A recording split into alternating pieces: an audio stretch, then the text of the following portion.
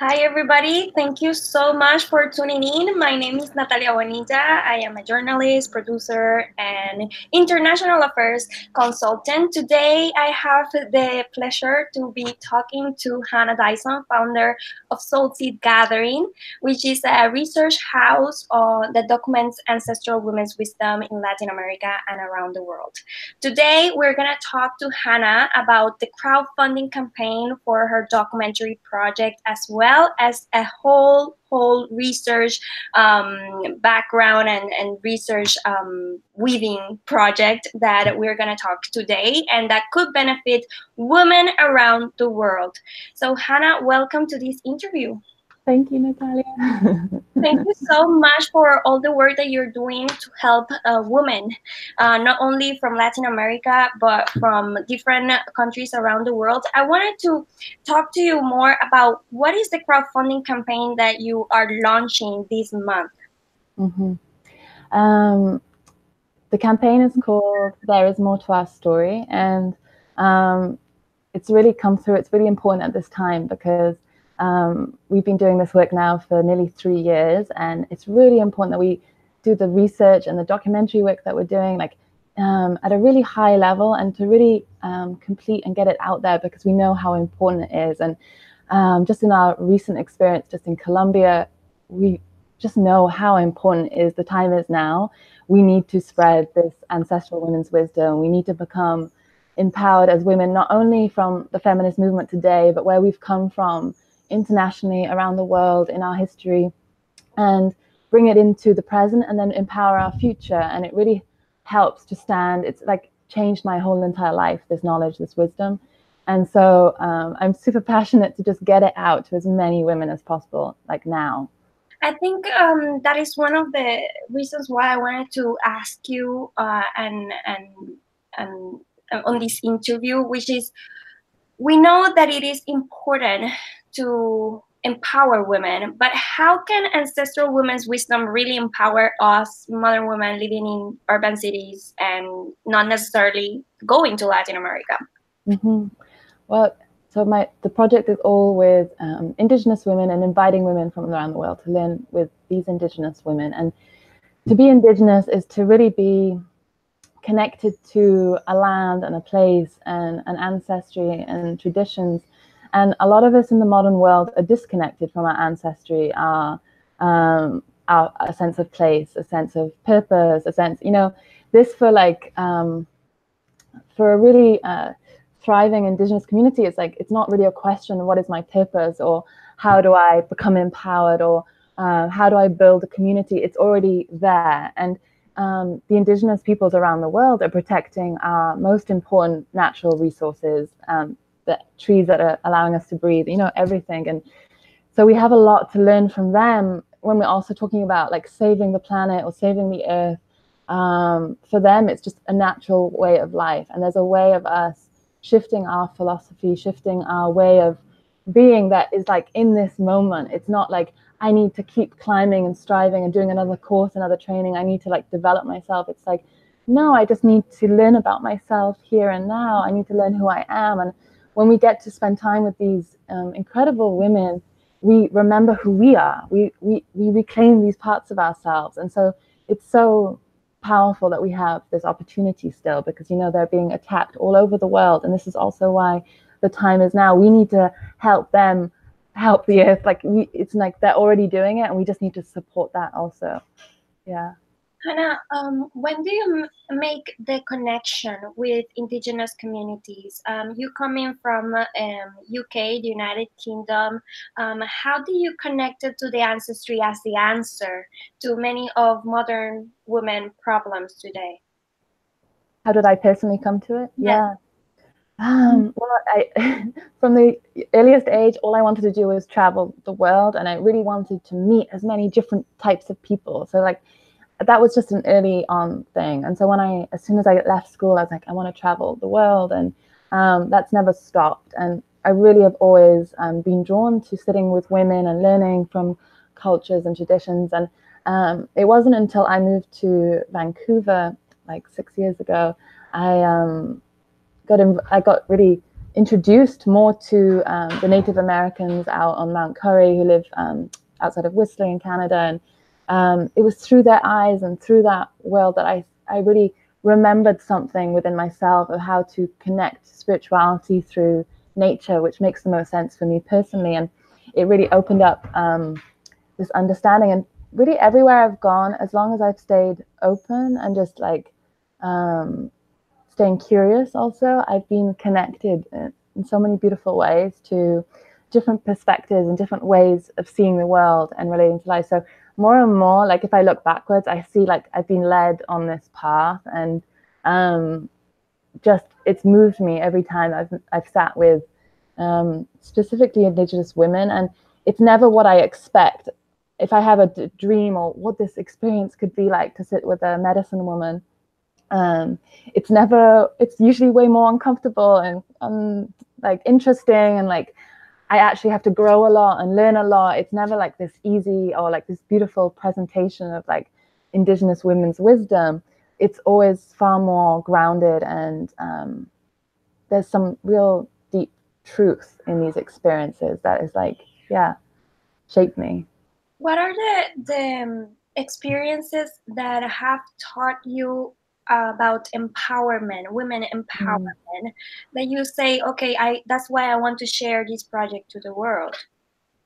Yeah, I mean, so we began in Guatemala, and they're like just witnessing these women who've come together because they're like, many women are widowers, their husbands have died in the war, and they're joining into collectives and supporting one another financially, and really very strong in their sense of self and wearing their traditional clothing with a lot of respect, because a lot of the men have received more racism and more attacks because they work on the farm, so they don't wear their traditional dress as much. But these women are still owning it and feel very proud, and that's really so much empowerment there in terms of just like feeling very good in who you are. And then in Colombia, it was like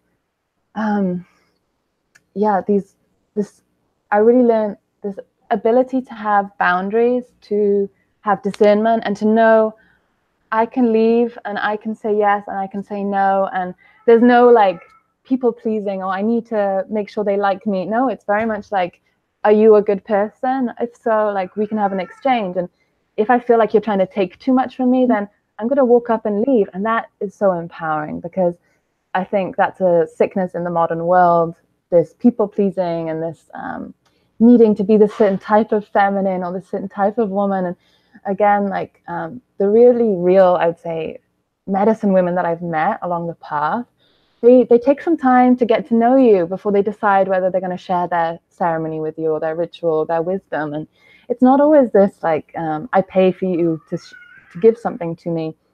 And that's empowering.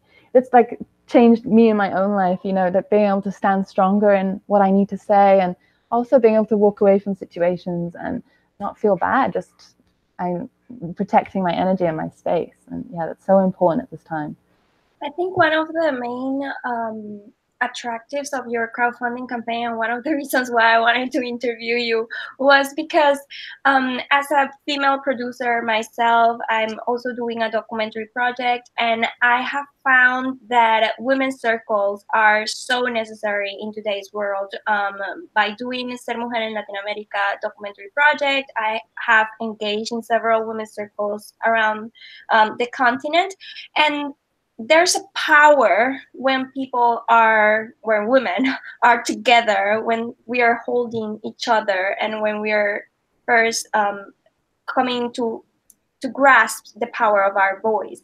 And as yourself, a women's circle coordinator, as well as very much facilitator of this type of energy and masculine energy, I want to ask you, since you have traveled Guatemala, Colombia, and now you have an upcoming chapter in Brazil next year, 2019, what is the difference between the chapters that you're creating and women's circle retreats that are commonly referred to in the US and other countries? Mm-hmm. Well, yeah, it's beautiful, because I also began this journey really with circle work. I was doing circles every week for like really consistently for 5 years. And alongside that was doing my personal research, which, you know, developed over time. And I developed this year-long online project just to be able to do this research full-time with a circle of women online. And it was 6 months into it that Salty Gathering just arrived as a fully formed idea. We need to still go to the cultures that are still alive today. We need to document, share this wisdom, this knowledge, and just ask.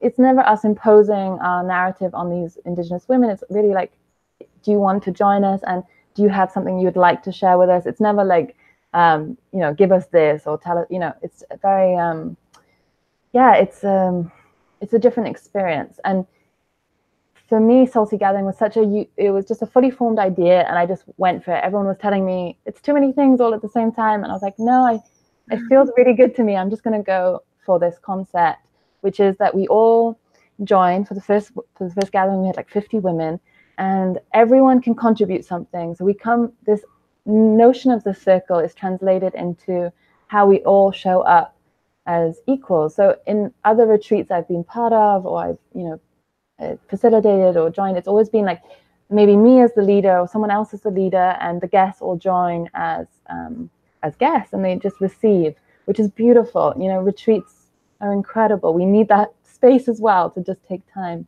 to heal. But this is really taking ownership. We all arrive and we all co-create the experience, and it's exciting because we all have so much to share. And this is something I've learned from circles as well. We all have amazing things to share. So it's not only these Indigenous women. They're also learning from us, and that was such a beautiful thing with Teresa Sia, Kogi medicine woman. She was like, you know, I study the messages in rocks, and I came across a rock a week before the gathering, which I didn't understand. I couldn't translate. And then she met all of us as women from all around the world with our weird clothing and she's like, now I understand. I'm translating this rock through all of these women. So, you know, they're also interested in us and this way of life, and they're also interested in bridging. So I see very much Salty Gathering as this bridge between the worlds of research, of documentary, of gathering, of coming into circle and celebration. You know, we're learning so much. There's these beautiful talks. We've had like Huguette from Dysfunction magazine giving a beautiful talk. We've had Max Dashu of Suppressed Histories giving this incredible talk. Erica Rose, who was Alicia Keys' manager for 10 years, giving this beautiful talk. So we can all become inspired also in our modern lives. It's not just, oh, we're going back in time and we're like stripping everything down. No, it's like integrating into all forms of life. And I'm really proud that for Salty Gathering, we've attracted all different types of women. It's not one type of like very archetypal hippie girl or like a very, you know, archetypal businesswoman. It's like a full mix of women, and that's so interesting to like come together and really learn from one another. And we all have these wounds of comparison, of judgment, of insecurity, of fears, and to come into a space that's actually equal and safe and nurturing and nourishing is really profound. And a lot of women, the feedback we've had, they've just come and just been like, because when you hear a gathering or a retreat, or you just connect it with anything else you've ever experienced or been to.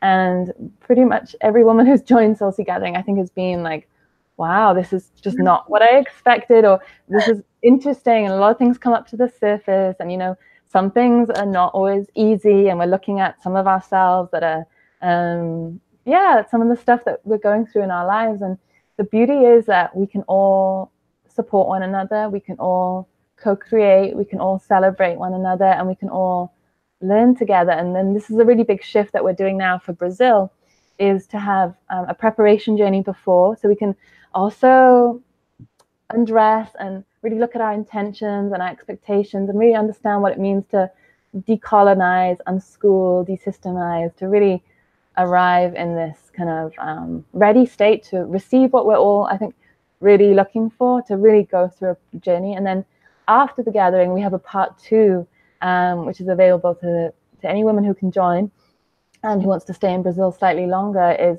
this integration retreat. So we can journey back towards the ocean. We're moving location. It's more of a comfortable retreat space, and we can really explore what we just learned and how can we integrate this into our lives, because there's all of these incredible experiences at this time. We can do these transformational journeys and, you know, experiences, and to really understand how does this show up in our lives. And this is a big part of my self-exploration and my work as well, as like, how can it translate into my relationship, into my work, how I do business, how I like navigate my friendships and family and all of these things. It's like there's a ripple effect, and it's beautiful. We now have the Soul Seed House that we're also building and inviting women into, because it's a space for us to have this conversation ongoing of how do we translate this this wisdom into our lives. How do we, like, it's not just this research from the past and this research from these Indigenous women today. It's like, no, really, how does this make sense in our lives? And it's already shifting so many things. Like here in my community where I live in Costa Rica, I can see like one of my friends who's now part of the team for Brazil. She's leading this incredible, cooperative learning facility to really shift how we even educate our children. And there's all these things that like we learn from one another in this world school. It's like I really see it as this ability to stay. And some of us have negative connections to school because we didn't always have a good time. But like, how can we, make our life like this learning experience? Wow. So many things I want to talk to you about. But one of the most amazing thoughts that came to me when you were talking about how to translate this wisdom into everyday lives is that after hearing you, it seems like your project brings to full circle the whole power of weaving. It not only comes from the live events and the chapters, which I found very, very profound, the careful selection of the places and the communities that you invite and they invite you to come over, but also the whole Soul Seed House, which will be like another bridge of information and documentation, as well as the documentary project. It's like all is coming full circle. The knowledge is being woven, which ties me into why work there is more to a story, why women should join this movement, and even women from Latin America that not necessarily speak English. How can we benefit from going this route? Yeah, I think to really be part of this movement at this time that's already picking up so much momentum, it's like it it's like you empower this movement and you also become empowered through joining this movement, because even the title, there is more to our story, it's so like like big, because it's like, yeah, like we've all been brought up with an education system and the media that gives us all the time these stories that have not been typically from the feminine perspective, and they haven't given us the knowledge of who we are, and there is so much more to the world, to our personal story, to our personal ancestry, that we've been, I think, pretty blocked off from. So this is really amazing, I think, to join at this time, to really like support this movement, to support the campaign, to and to receive instantly by like, I think the lowest option we have on the campaign is like a masterclass where I go deep for like all the ways to how to like engage with cultures with respect, how to travel with integrity, how to meet Indigenous women and have these experiences yourself, and to also to really, there's a lot of ways it can go wrong and be weird and it add to the problem, and there's many ways that we've also learned sometimes in difficult ways to do it in the right way. So that, right away, if you choose like the lowest option on our campaign, you receive this really in-depth class that will also support safe spiritual seeking, because I've seen also so many ways it can be abused, and there's a lot of manipulation and there's a lot of weird things in spirituality. And so to really empower us all to be in this conversation, how to do it in the best way and what to look out for, to really trust our instincts and our intuition. And then the next options on the campaign, again, you become automatically like entered into the Soul Seed House, and you get to receive all of this knowledge and this wisdom and these conversations and this community and coming together in the online realm. So like, even if you can't come to the next gathering in Brazil, you can be part of this, and you can join a gathering later in future. I get like everyday emails and messages about wanting to be part of this project. Can I work for you? Can I volunteer? Can I do this? And have to like constantly like say like just join the house, just be part of the house and begin there. Let us know you, let you really know in a deep way the project, and then that way we can also select you in future to, because our council that comes to support the gatherings, it's always evolving. And then if you can manifest a way to come to the next gathering in Brazil, if you can find a way to place the deposit, or like ask for a Christmas present, or whatever it is that will help you get there. If you feel this like I need to be there, find the way, because that way also like the women who are now part of the council for the next gathering are like women who've all been part of the gatherings so far. So we have Malia, who's in Colombia, who's invited us to Brazil to come to her mother's land, and then her friend Giovanna's land, and then to learn from the Guarani women. It was just such an amazing invitation. And since the beginning of Soul Seed Gathering, it's just flowed with this magic. And I've just needed to like get myself out of the way and just fully hold space for it also as the guide. And it's beautiful to like that here we are in this moment in time to have matured to get to this place where we now have this council, and we have this preparation journey, and we have this deep experience for Brazil. It's also part of the campaign. You can join, and for the lowest gift price at this time, to join our next gathering in Brazil and be part of this preparation journey, be part of this conversation of how we integrate back into our lives, and to learn from the Guarani women. We also matured to this place where we're stripping down. Like, can we go and live in a more simple way with these women? For the first week in the gathering, we're going to be like sleeping in hammocks or sleeping in tents, and there's this it's a big thing to go and sleep in a hammock. Most of us are, I think maybe all of us are used to sleeping in beds, and for them, they call it this collective dream practice of like being suspended in this indigenous style house. And it's going to be deep. Every day we're learning their sacred songs, their sacred dances. We're doing the temescal, the sweat lodge. We're having purification baths in the river where they cleanse us. And it's like, wow, I'm like so excited, because it's also we're going really into the heart of this project and going deeper and not holding back, and also stripping down. And then the second half, like I mentioned earlier, will be like the more retreat style, nicer by the ocean, to like really integrate what we've just experienced. And again, it'll still have all the soul seed elements of live music and interesting talks and conversations. It'll all still be part of it. We're just weaving in all of these elements and into a really clear channel now. And again, if you're like interested in any way, like the Soul Seed House is the place to begin. And these are all options on the campaign right now, at the lowest prices that we can offer. So like after the campaign closes, all the prices will go up slightly, just to be able to do this work sustainably. But we really believe in this campaign at this time, and so we invite every woman to come weave with us and be part of it. And I think one of the prices that you also have on the campaign is also donations, not necessarily joining the Soul Seed House or the gathering, but people that want to donate. And I think you also were thinking about men, like feminist men. Yeah. So, can you give me more about it? Why do you bring that? Yeah, it's actually amazing, because I started to receive all the time since the beginning of this project, had women who just believed in it and been donating on our website directly along the way. And that's always been like, oh wow, I haven't even asked for that necessarily. It's like, just come.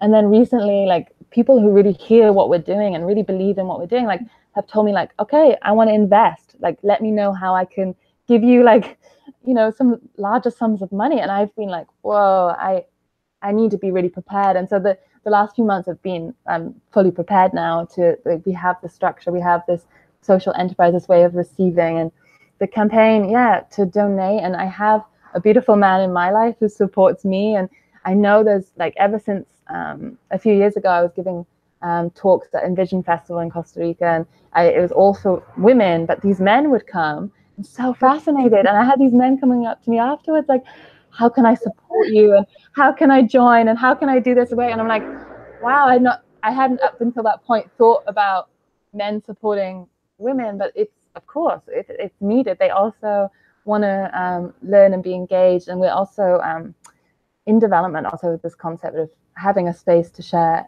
education and wisdom with men as well to become empowered. And I always get the question, like, what about the men? Like, why can't we include the men or all this? And they're already there by us coming together as women and healing ourselves. Like, I know this personally, when I really felt like I healed my feminine and my sense of self, like I was much better in my relationship and my relationship with men, because I had this big, like, I don't know, unconscious fear and like rejection against a lot of men in life. And now I really see men. I see the woundings of men as much as I see the woundings of women. And we have all been victims of patriarchy and this like 6,000 years of suppression. Like, we think men are in the powerful positions, but usually the men in those positions are the most lost and vulnerable, boys.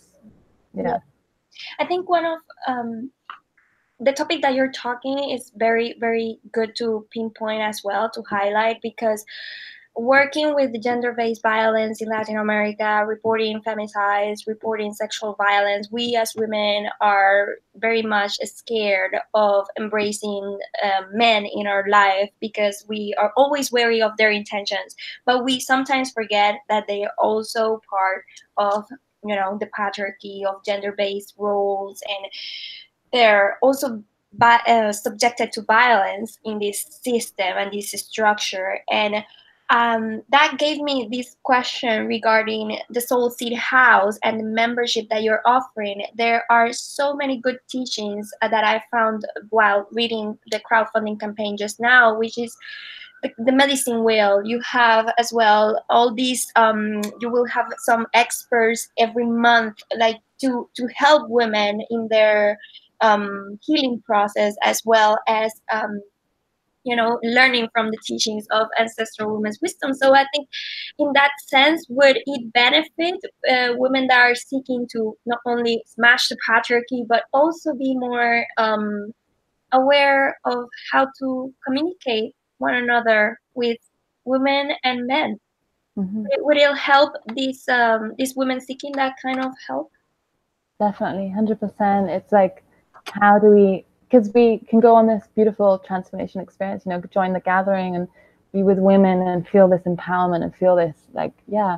And then we go back into our lives and we have men everywhere, and we have we have like these systems that are still in place that are largely controlled by men and so on. And so how to navigate. And I really see myself as an activist. This is really the roots of where I began. I was like, I want to change the world. And but I've learned there's many different forms of activism, and there's different ways to really be clever with our activism as well, to show up in our lives differently. And it can really just be a shift in our sense of worth, our sense of self, boundaries. And I've seen this transformation with women that I know, just showing up, differently in their workplaces, showing up differently in relationships, being clear with our words, being clear with our what we offer and what we receive, and really learning to receive as women, which is my own practice right now. It's like really learning to receive rather than always needing to give and always needing to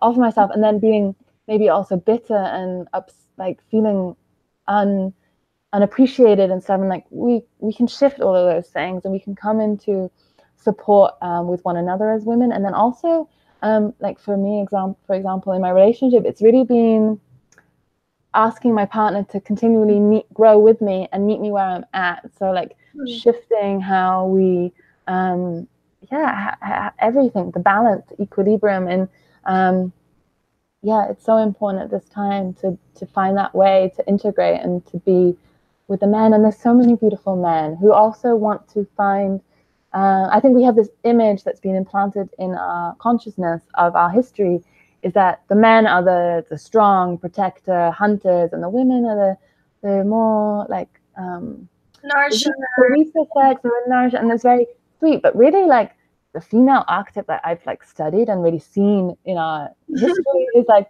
this strong mother who's like ready to protect her family and do anything. Like, you don't mess, like in many like mammals, like the lions, like the women are the more aggressive, like fierce, like archetype. So like it's really realizing also that you can show up with this fierceness, with this like like really loyal and like really also royal. This like sense of like, yeah, here I am as a queen, and this is who I am, and that shifts everything in your life. And like we don't need to play this archetype also of like, oh, I need to be sweet and pretty and not like assert myself. Actually, I came more from that sense of way of being, and realizing that like I've gained a lot more, I think, respect from men in my life, from standing up in front of them and also looking at them and seeing them and also encouraging them, because yeah, they need our support. Women are also you know, the creators of life. We're the gatekeepers. We're like we're holding this beautiful energy of creation, and to really own that as women as well. Like it's not just like, wow, this beautiful thing, but it's also just this powerful thing. And any woman who's given birth knows that. It's like, wow. Yeah. I want to talk to you more about two topics that may arise before we finish this interview. And one of them is just what you said. Part of there is more to our story. It seems like a feminist, it's a good feminist way of looking forward to and building our story that has been neglected and we sometimes forget, and where even oppressed if we ever saw to seek it, right? So, what would you say to feminists that may look at these type of gatherings and may look at this type of content as, you know, um, reaffirming the stereotype of women as nurturers, women as feminine, women like, you know, there's this radical feminism right now that's taking the streets, that are looking for more rights, are looking, you know, not necessarily to go within, but rather to change the system. How can this movement that you're really creating, and it's so powerful, I think, but still, like, how can this movement help that cause or bring those women in? Yeah, that's exactly like what I see. Again, I constantly see ourselves as a bridge, bringing everything full circle and coming into an integrated space, because I used to come from that place of like, we need to like fight the system, or we need to go, and like feeling really a lot of anger because I woke up to how much incredibly, like, you know, awful things are going on around the world.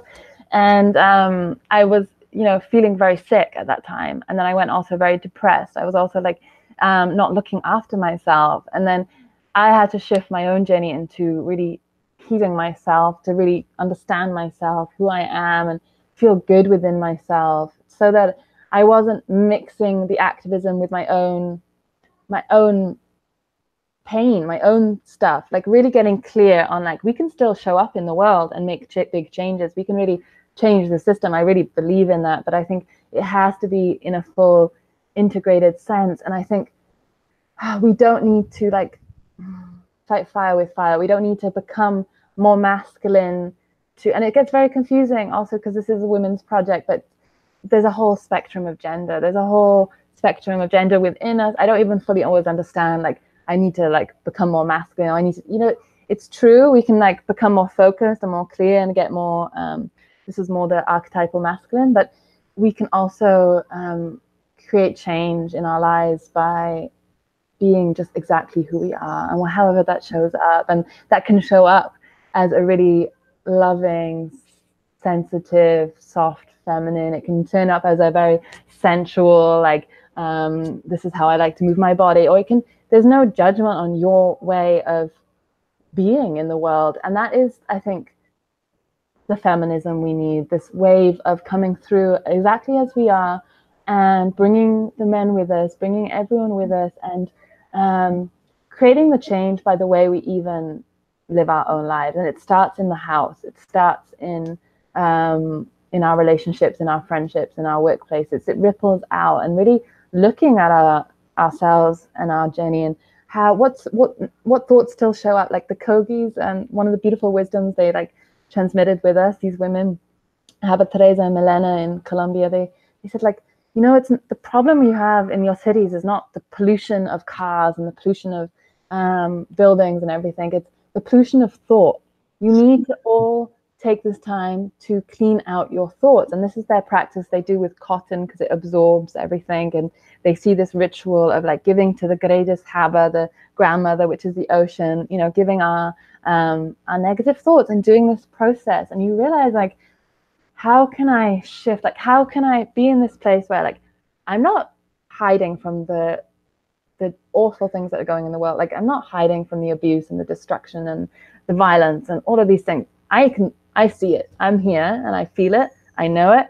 And now I need to transform it into the way I live and I show up. And, you know, I come from a place where I was like I had a research job in a documentary company, and I thought it was the best thing to be so well informed about the world. And I was just learning about every horrific thing that we've ever done as humans, like transcribing like torture trials and genocides and like awful things. And I became so depressed, and I felt there's no point to life, there's no point to us. And I realized then I wasn't, no matter what, even if I can't change the whole world, I can be a positive influence in my own world, in my own relationships, in my own life. And I had to do that journey within to discover myself through meditation, through breath, through movement, and then melt that into the activism and into everything else.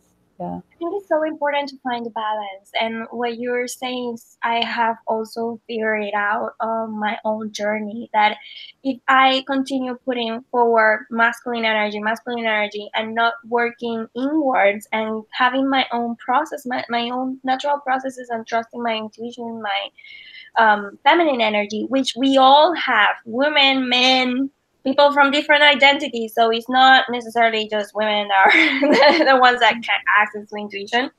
But there's something so beautiful about what you say about the pollution of thought, of transforming the way that we live by going deep within our history and our hair story, to say in a good way. But it gives me this sense that, I don't know, I have these criticisms as well, and that's why I want to ask you. There's a big issue when we go deep within indigenous communities, when we talk about race and we are not from that country, or we are just traveling there. There's this notion that we are, as female reporters, female researchers from different other countries, going deep within these forests and these communities to, you know, talk to these people, and then use that knowledge to put it online, to put it on the website, and, you know, on the modern world. And it looks like another form of colonization of thought, of using the perception of where we come from and translating it to our culture to take advantage of it. And people may see this as a Orientalism, another way of Orientalism, and that's why I want to ask you, as a Welsh female researcher, some may say that you're white privileged. If you travel to Latin America, how are you seeking spiritual integrity in your work and being conscious on the chapters that you are coordinating? Yeah, it's such a big topic, and it's so important, and it's so also beautiful that this conversation, I think, is becoming so alive at this time. I've really walked slowly so far, because I've wanted to make sure what we're doing feels right, feels good, feels true, and it's taken some time to really learn some lessons and really come into a place of like, okay, I know what we're doing, and also I will continually stay in the conversation of how to do better, and have advisors and have women who will all, you know, be part of this conversation, so that because there's many ways it turns weird, and I've seen everything, you know. It's like, even the people you think, the NGO who looks like they're doing the best kind of work, are doing some really weird things, and it creates strange dynamics. And so, I mean, we are always learning. We are I've learned to really wait for invitations to have and to make connections with countries. Like this project, where every chapter we're going to a new country and a new culture. The only way we can do that is to have invitations, and women who have already lived there and have met these women before, and have long-term relationships. So it's not just like this new thing. And then we have to stay really respectful to listening to what these women also want from us and what they want to share. And like not I've seen also like, you know, women being very interested in joining and learning this ceremony, and the women have said to them, like, for example, in Colombia, the Kogi women we worked with, they were like, we need longer for you to publish any of our interviews or to record our images. We need to do a lot of spiritual work. You know, there's other examples of projects or people have gone in and just gone ahead and published them anyway. For me, it's so important that I would never do that. I have to listen to what they are saying first. There's no point in doing this work unless we are respecting them. And there's so many weird ways it can go weird. And at this time, we're also attracted also to spirituality, indigenous culture, ceremony, ritual. And I really believe it's because we all come from that. You know, we all are missing that in our lives. So there's a beautiful way, we're offering this beautiful way to bridge and to connect into this integrity and this way of engaging with a culture in that way, because otherwise we can just be stealing, we can just be copying. I've been, for example, I was in China and I spent a lot of time on my own having these beautiful experiences just with women I met, and just this is really also where I began my really deep fascination with different tribes and different women. And I then, like at the end of my trip, just went to, there's this like very well-known tourist area to go and visit this hill tribe, and it felt so weird, like to pay money and for this performance, and then this like strange, it felt like nearly like, I mean, it's extreme, but to say cultural prostitution. And it also felt like a zoo, like we're going to see these fascinating creatures. And it's like, no, like these women are women, and I want to sit down and have this real conversation and not like ask anything of them that they're uncomfortable with, and not need too much from them. Also, you know, like at the end of our last gathering, like some of the women voiced that they were expecting more. And that really shifted something in me, like, wow, like I received everything from just sitting with these women for 4 days. Like, if you miss that, then you're, I don't know what we're conditioned to be expecting or looking for. I think in school we had these presentations or these tourist experiences, these performances, and it's nearly an easy way to contain and not really shift things in our own lives and open up our perspective to a different way of life. It's like this is a separation and a way. And so how can we continue to do this work? And really, for me, it's like I have to be as transparent as possible and really continually do my own self-work. And what am I really doing this for? What am I looking for?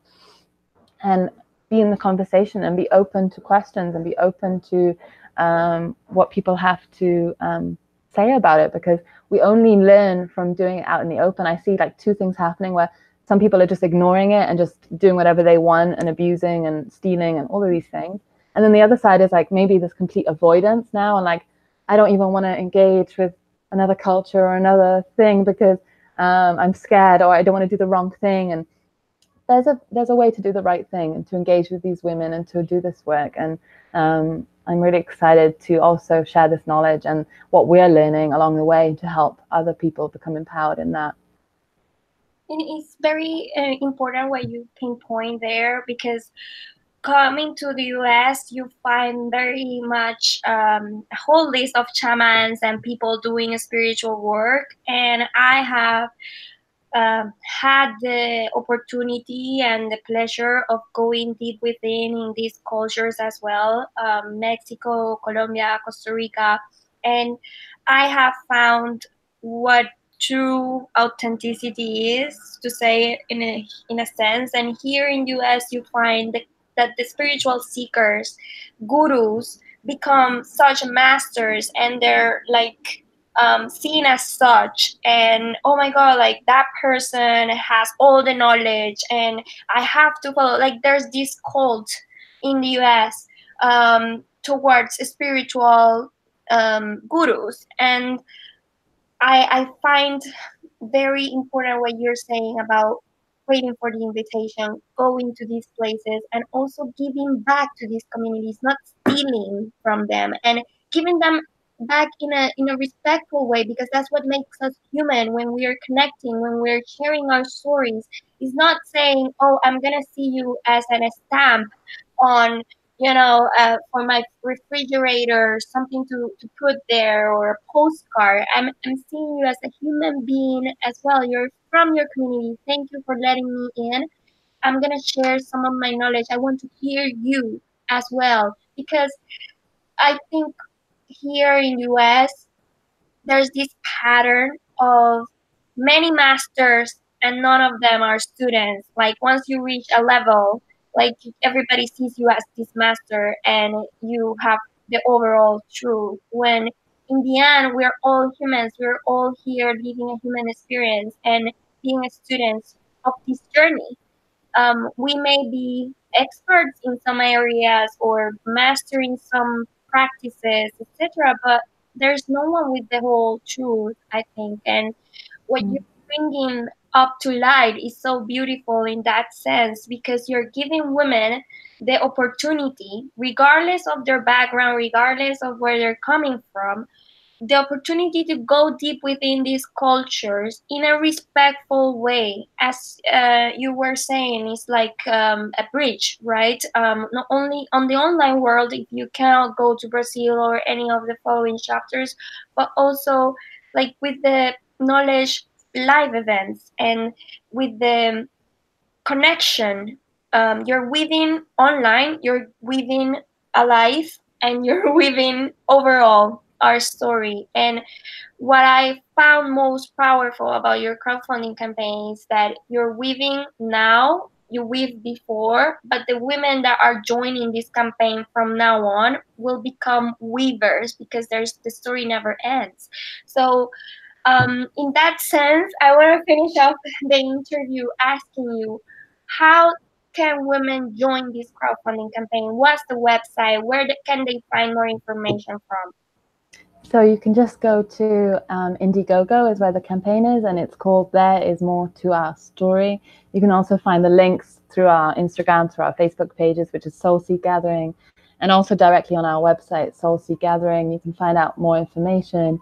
You can join like the last part of our email journey that we're sharing right now with some of the content that we have and some of our journey for women to know more. But going direct to the Indiegogo campaign, because all of the information is there, and you can just choose any of the options. You can just choose one of the lowest options and just receive this incredible deep masterclass of going into what we've learned about cultural respect, cultural integrity, and traveling, because we all want to do the right thing, I really believe. So offering that education is really beautiful. And then joining the Soul Seed House, we have 6 month, 1 year options. And then Brazil, you can just place a deposit right now to hold this lower amount that's with the campaign. So it's really amazing opportunity. So you can go directly there, and then also follow us along on Instagram. And that I want to highlight as well is like why we're focusing on the women is because they're being forgotten and they're being missed today. I think sometimes we're looking for the very confident performance artist, the leader who's like the master, the guru, or whatever. And what I've learned through the women I've worked with and that I've met is like you can easily miss them. I really think the real medicine women, the real shamans, like they spend like maybe 90% of their time in nature, learning from nature and being immersed. They're not on the world stage necessarily. And that was a big shift in the project, because I was always kind of hiding in the background, like this is this beautiful thing, it's not about me. And it became very apparent in this recent trip to Colombia, like, no, we don't want to be the face of this. We want to get our message out to the world. We really do want to share this wisdom with the world, but we don't want to be the face. So you need to be the face. You're this voice, you're this face, like you be this presentation of this project. So I was like, okay, I have to do that. I have to step up and be in the light now for the project. And the Soul Seed House is a way for us also to share the women's wisdom that these women have shared with us, that they don't necessarily want all over the internet and like all over. It's a way to also keep this secret, sacred knowledge in this place, in this house, where women can just join and also support our work ongoing and be part of this movement, weave with us, and also contribute. So you can also contribute like what your work is, there's so many amazing projects at this time. And I think our consciousness expands when we learn of all of the amazing things happening. Because if we look on the news, if we tune into some of the, all the horrible things that are happening, it become very demoralizing. But to come together as a gathering as women online, to have this ongoing support network, to learn also how to create your own circles, your own events, and to be supported in the best way possible by women championing you. This is really what the house is for. So you can meet us there also. And then after the campaign, it's all on the website, soulseekgathering.com. Hannah, when this crowdfunding is over, what will happen for people that want to know what will come next? So I missed the beginning of the question. Yes, when this crowdfunding campaign is over, what are the plans to go forward 2019? So when this campaign is over, like the whole reason for the campaign is just to fully focus on the research and the documentary sides and do a really good job, because this is what's been holding us back as well, the lack of funding. And this is going to help us kickstart and get into a really sustainable business model so that we can just do this work in the best way, because the feminine has not been valued for so long. So the value and donating, if you can just donate, you don't need to receive any of the gifts. You can just let us know, I just want to donate and give this amount to we believe in what you're doing. And afterwards, so much is happening. I mean, the Soul Seed House, and then the gathering in Brazil in March 2019. And we are excited to also travel more to like cities to pop up. So if you have anywhere, like if anyone wants to invite us to give talks or to share this knowledge where they are, we want to spread this education into schools, into academic institutions. We want to partner with more, beautiful people who believe in this. And we have some exciting opportunities coming up. And yeah, there's so many exciting things. I feel like, wow, there's just so much. So yeah. So thank you so much, Hannah, for your Thank you so much. There is more to explore. Once again, Indiegogo, and you just type in "there is more to our story" in the search bar and it'll come up, and you can find us there. You can also find the link directly through our Facebook page, our Instagram page, and also on the website. You can be directed there. Yeah. Thank you, Hannah. Thank you so much. Congratulations. Thank you.